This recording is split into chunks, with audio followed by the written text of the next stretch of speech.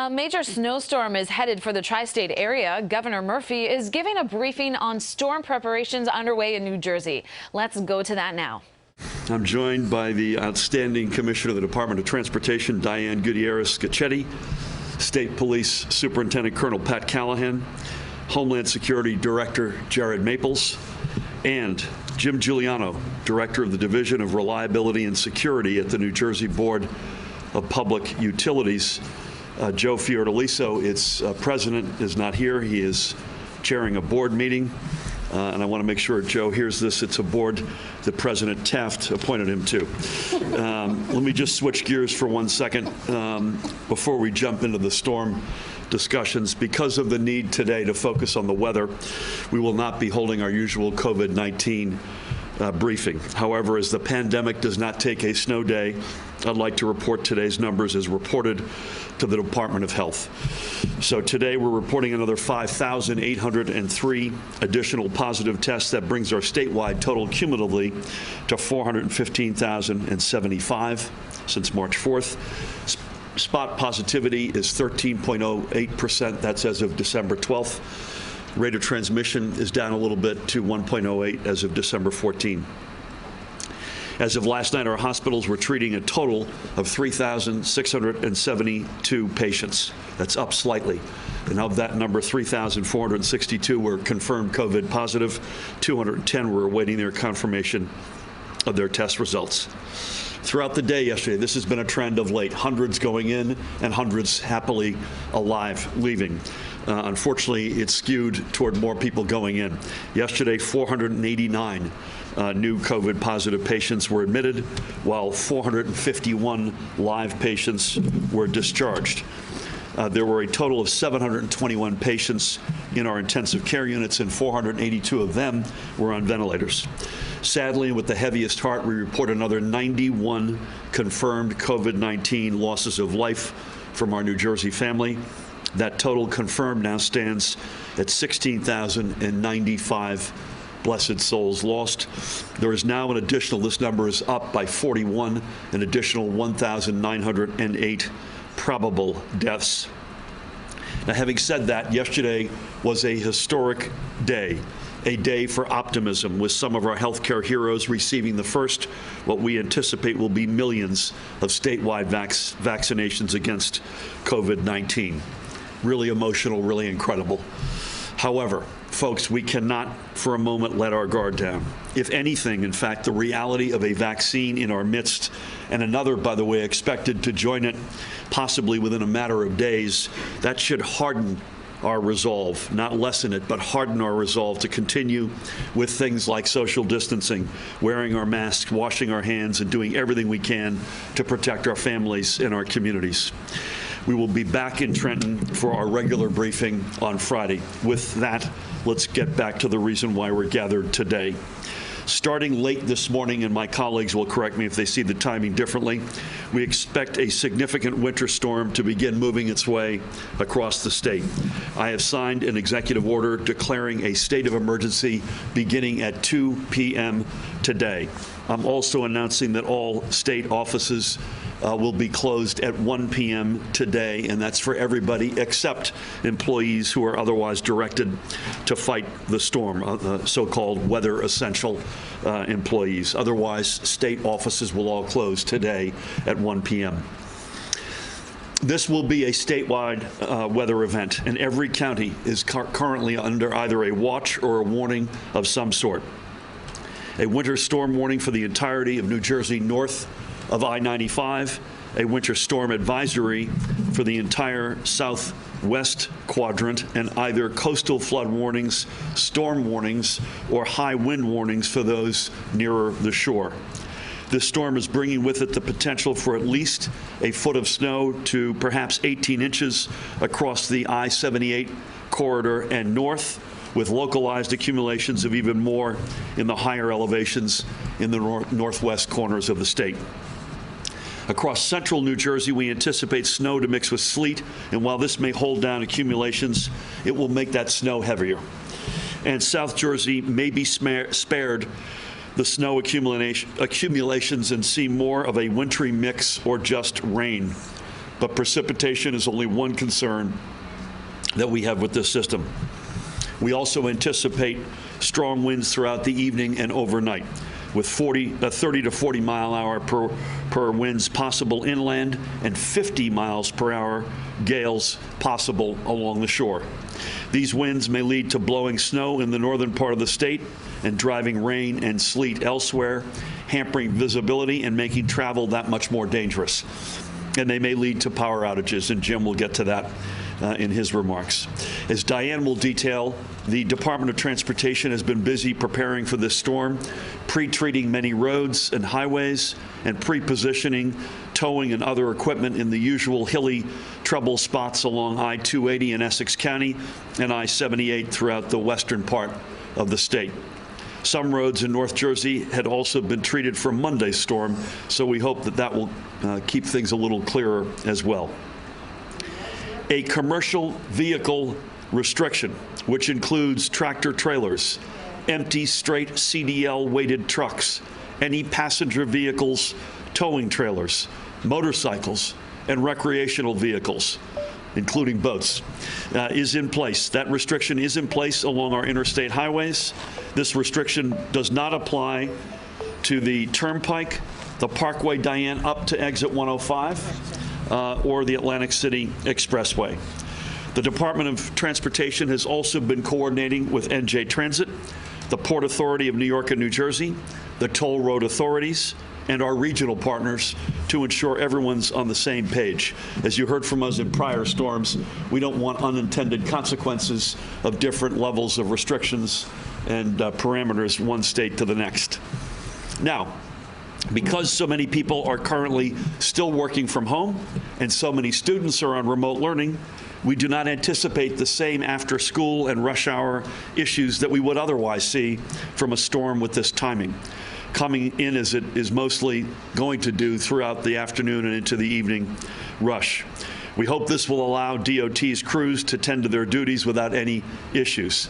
But if you are on the road after the storm conditions have begun, we urge you to please take it slow and use common sense and caution. We ask specifically that you stay clear of any plowing or spreading operations.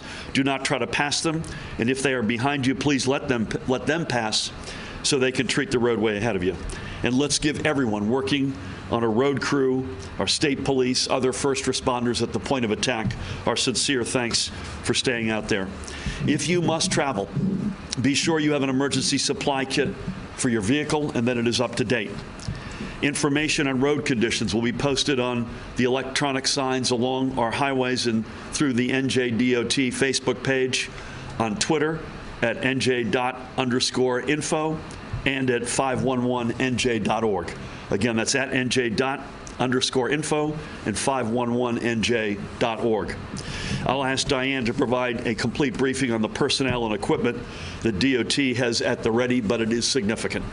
As I noted, because of the winds and heavy snow expected to be a part of the system, the potential for power outages exists, and the Board of Public Utilities remains in contact with the electric supply companies regarding their readiness, and I have been making some of those connections personally.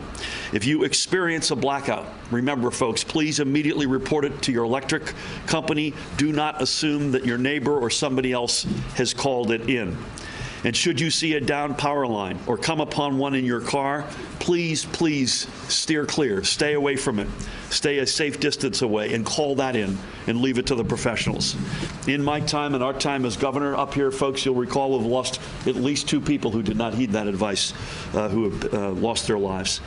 Because of the potentially windy conditions, crews may not be able to safely attend to some poles and wires right away.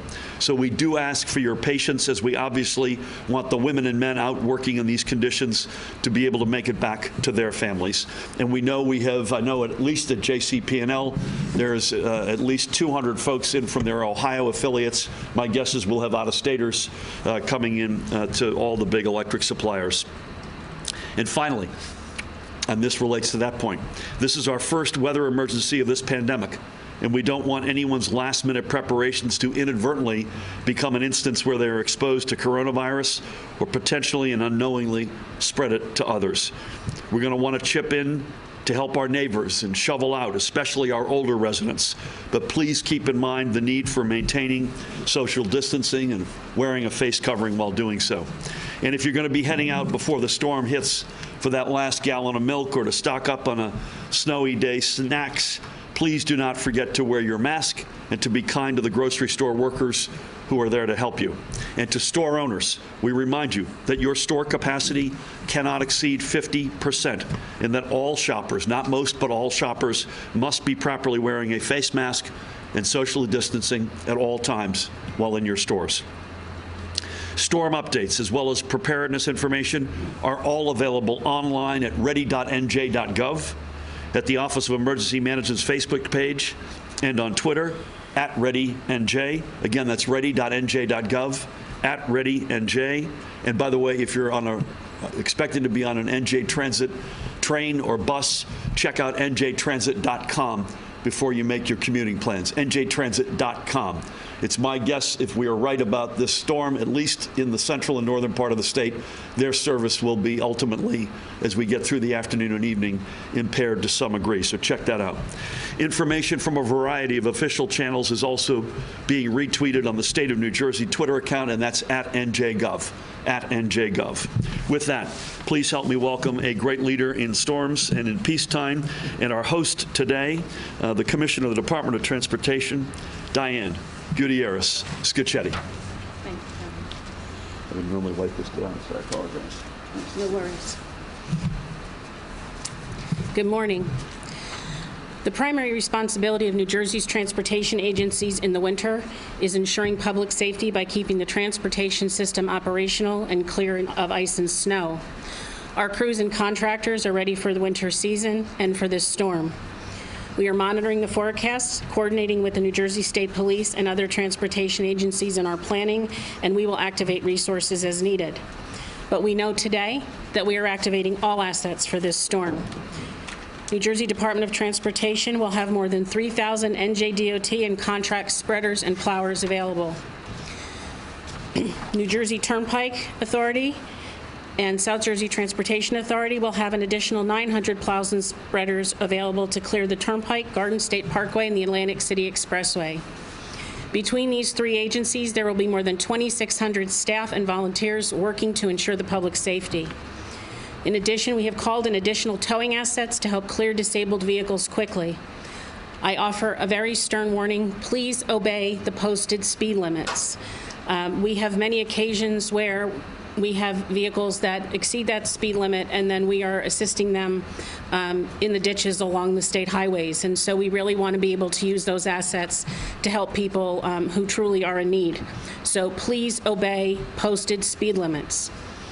Working with the state police and our towers, we are also implementing what we call our incline package, special towing teams, and state police assistance for I-78 at Jugtown Mountain near Exit 7 and I-280, which are two highways that are hilly and are particularly difficult for trucks to pass in snowy conditions. Many of you know or have seen already that we have put an administrative order out for commercial restrictions on the vast majority of highways north of I-195. I'm sure if you have it, that's great. If you don't, we will get you a copy of it. The DOT also has 278,000 tons of salt, which is near 100% capacity, and we constantly resupply our salt throughout the winter season as we consume it. In preparation for the storm, we brined roads yesterday anywhere that there was not residual salt from Monday's event. But I need to re-emphasize some of the governor's points. If you don't need to be out, please stay home. I know you've been home for a long time.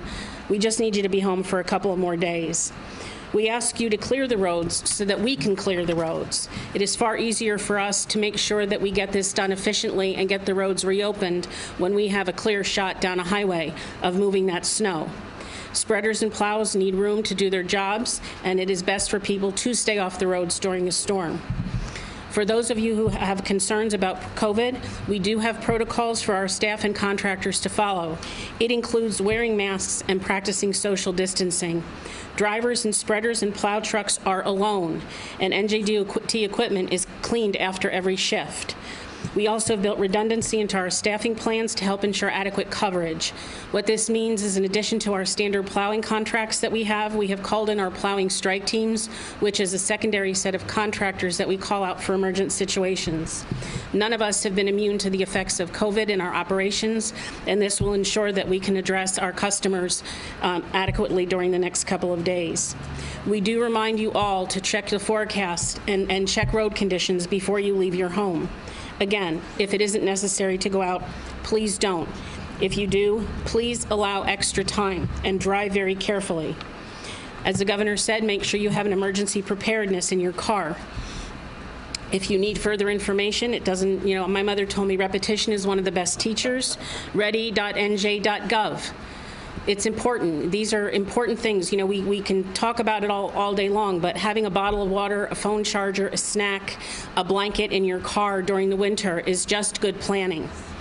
Most importantly, when you see road crews treating and plowing the roads this winter, stay back.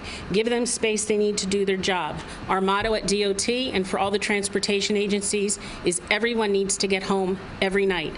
That's just a commitment we have to make. And it's not just to our employees, but it's to all of those who use our facilities. For those of you using our transit system, again, essential travel only. Allow extra time for your trip.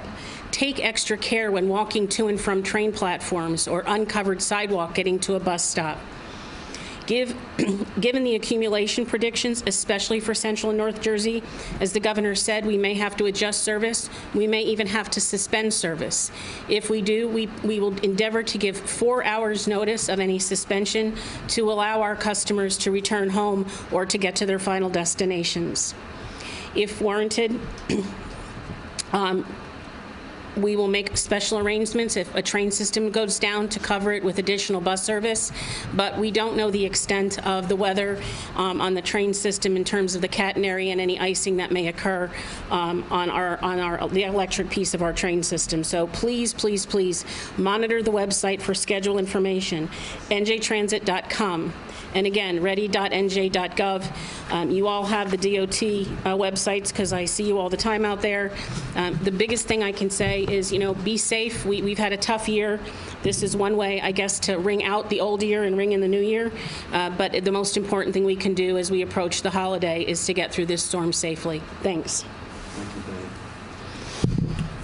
We'll swap spaces with you. Thank you.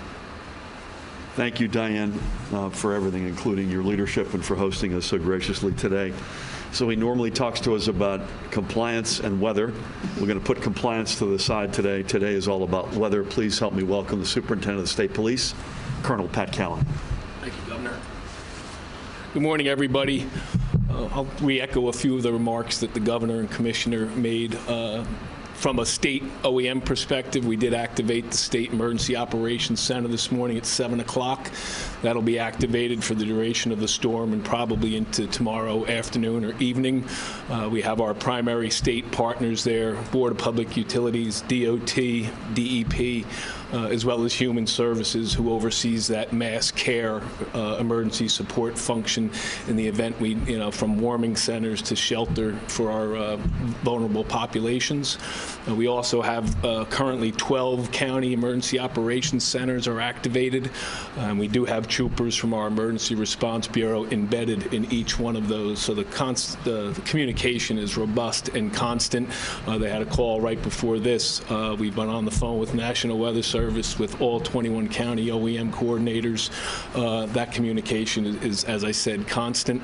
We also have our New Jersey Task Force 1 urban search and rescue staff poised and ready to go with snowmobiles to assist with those incline readiness packages that the Commissioner discussed. And we also have high-wheeled vehicles ready because we are anticipating some moderate flooding down along the coast to coincide with high tide tomorrow morning. And I just add one other thing. The Commissioner put out the edict this morning with regards to towing. If a car is abandoned on the highway and any vehicle that's out there that's impeding snow removal operations will be immediately towed. And that's why it's important that if you don't have to be out there, don't be out there. I know we say it all the time. We will have extra troopers out there to make sure that we have all the interstates covered. But again, to protect them, if you don't have to be out, don't be out. And to the governor's point, sometimes that urge to pass a snowplow operation in that unplowed left lane is great. I ask you and challenge you to seriously fight that urge to go out there into that unplowed lane, because most times vehicles that try that end up in the median, into the guardrail, or having a motor vehicle accident. So be safe. I have no doubt that we'll get through this, but just ask for everybody to do your part in making sure that we get through this first storm. It's going to be tough driving tonight. Whiteout conditions, high winds, blizzard-like. So, as I said, if you don't need to be out there, don't be out there. Thanks, Gov.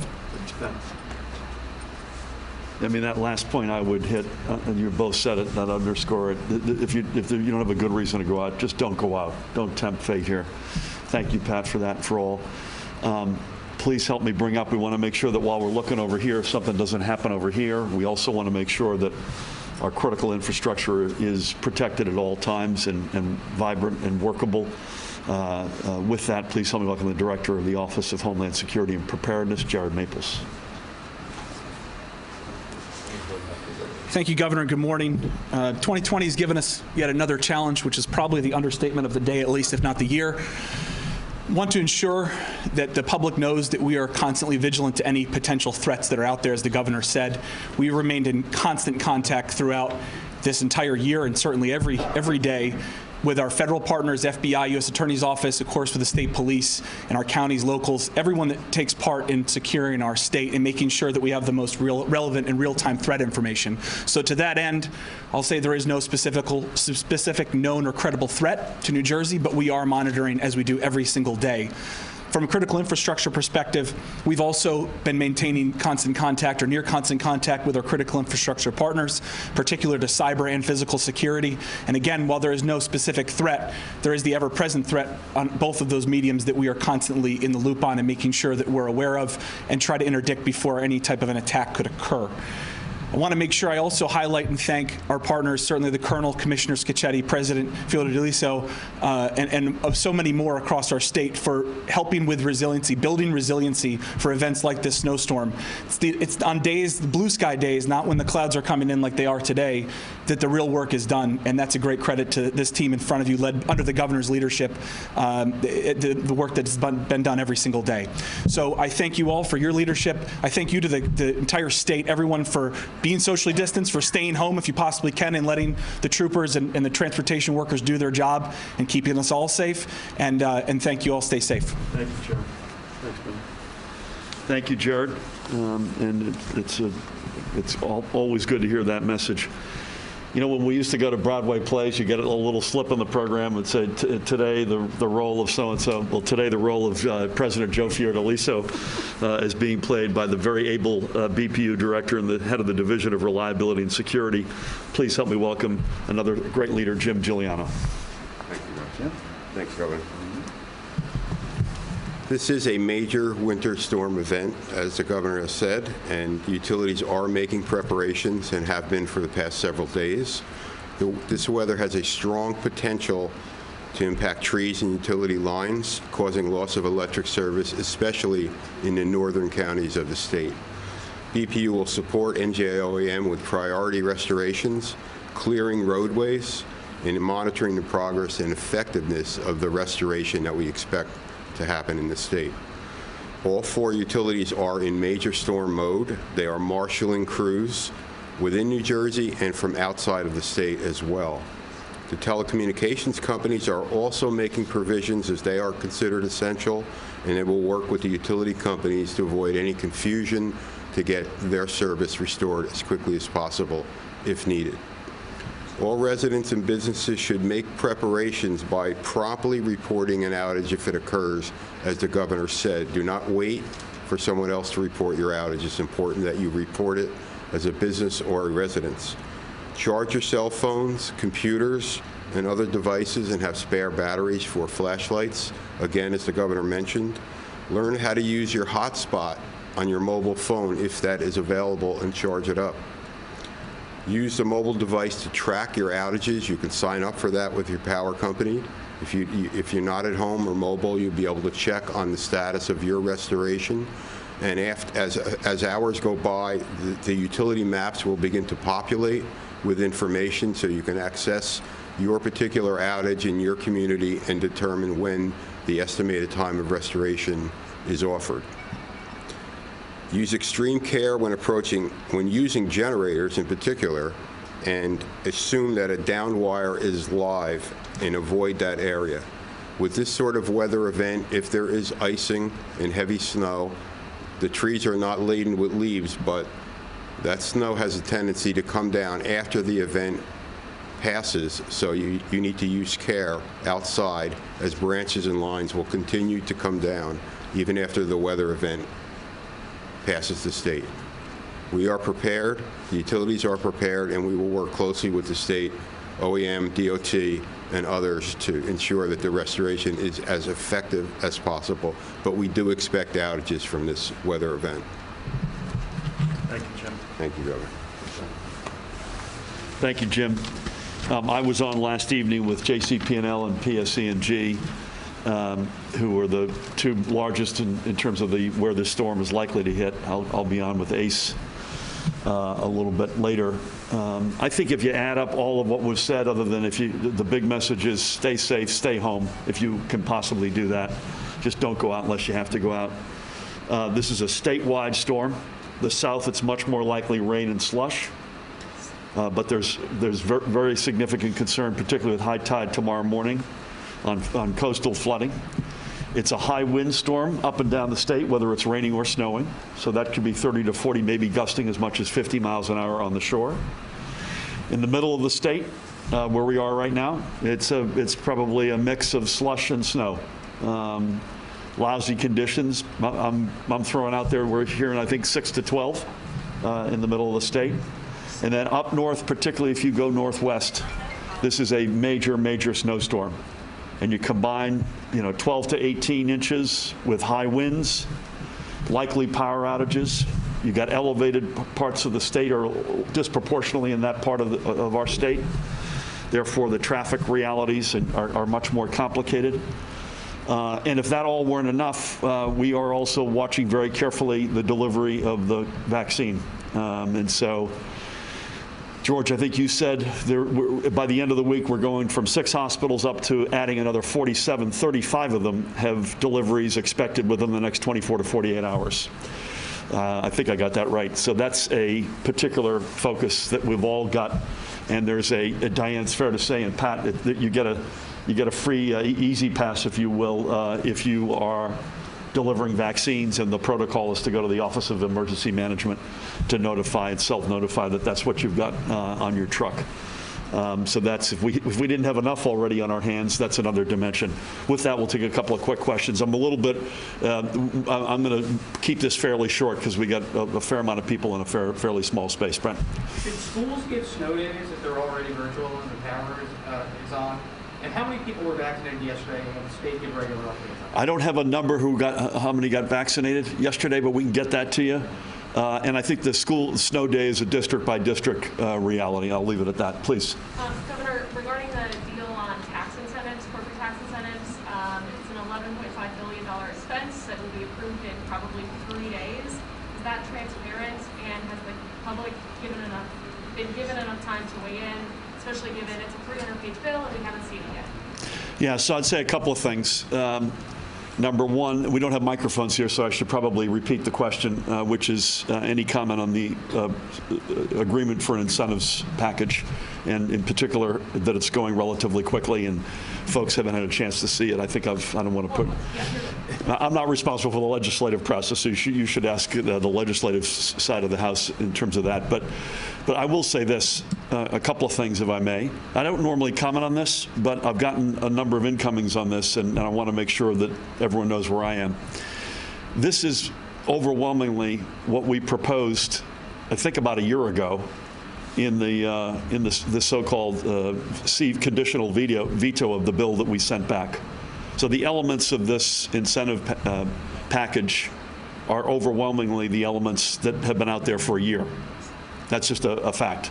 Now, is every bill perfect? Of course not. And when you're trying to find compromise and common ground, but when you look at the principles and the bedrock elements of this, They're broadly speaking what's been out there for a year. Secondly, it's got a lot, specifically, it's got a lot that we should feel good about. It's got caps. It's got caps. The last program did not have caps. Forget how much they spent. The point was they could have spent anything. So this has caps. It's got strong compliance standards. It does a lot for communities that have been hit hard by COVID. It's got historical tax preservation, which we've never had in the state. That'll transform communities, and I'm going to put Trenton at the top of that list. It's got brownfields, a revolutionary brownfields approach. It will help fuel our innovation economy, unlike any incentive program in any other state in the country. It has, I can say unequivocally, the strongest labor protections and standards of any incentive package in the United States. And that includes both for the labor that builds the stuff and the labor that works in the buildings when they're built. I could go on. Those are all really important stuff. None of what I just said was in the prior set of incentives. None of it. Not most of it, none of it.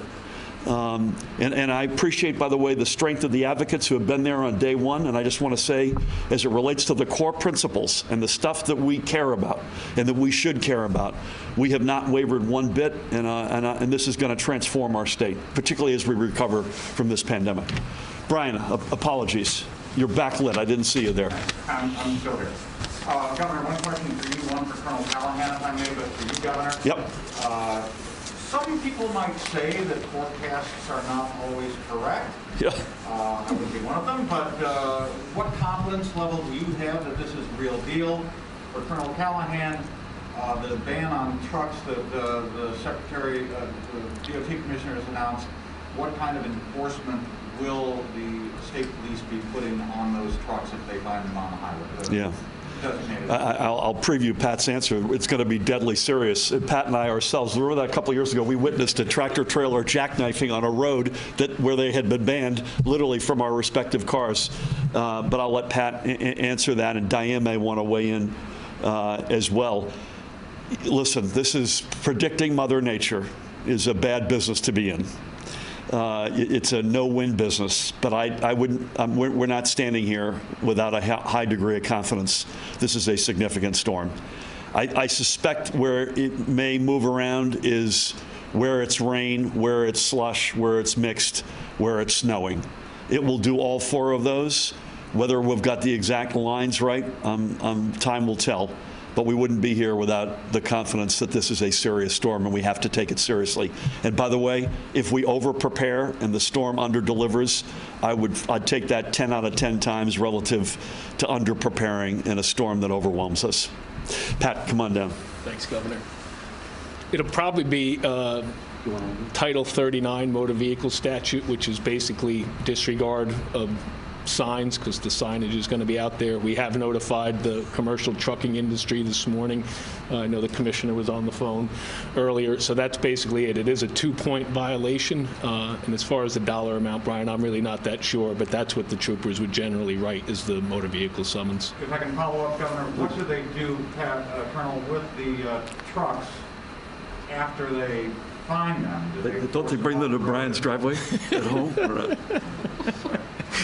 Do they force them off the road at the next exit, or what? You know what? That's up to the trooper's discretion based upon the type of area. Hopefully there's a local truck stop, like I think of 78, I think of the pilot truck stop, I think of the various truck stops and rest areas that they're able to go into. But again, our greatest tool is the trooper's discretion, but ultimately we hope that those tractor trailer drivers aren't on our highways this afternoon. Thank you. Just, I think, Brian, to your question about confidence in the forecast, so I think all of us have looked at a number of forecasts. Models seem to be lining up. I think there's buffer on both the start time and the end time. So I think what we've done is done the best we could to prepare with the information that we have to make sure that we can move people through. I don't know that as the governor said, if I could call her, I would, but Mother Nature doesn't generally answer. She does what she wants, and you know that from all the years you and I have been working together. So we're gonna, I'm looking outside now. I got boots in the car. I don't know if I'll wear them, but you know what? I'm prepared. That's the key. And so what we're trying to do is be prepared. As far as where we put the trucks after the Colonel's folks pull them over, it would be to a truck stop. If we're out there helping, because a lot of times our SSP guys are out there, we'll try to get them to the nearest truck stop or off onto a state highway that's not restricted. Thanks, Dan. You've been listening to Governor Murphy give a briefing on New Jersey's preparations for today's snowstorm.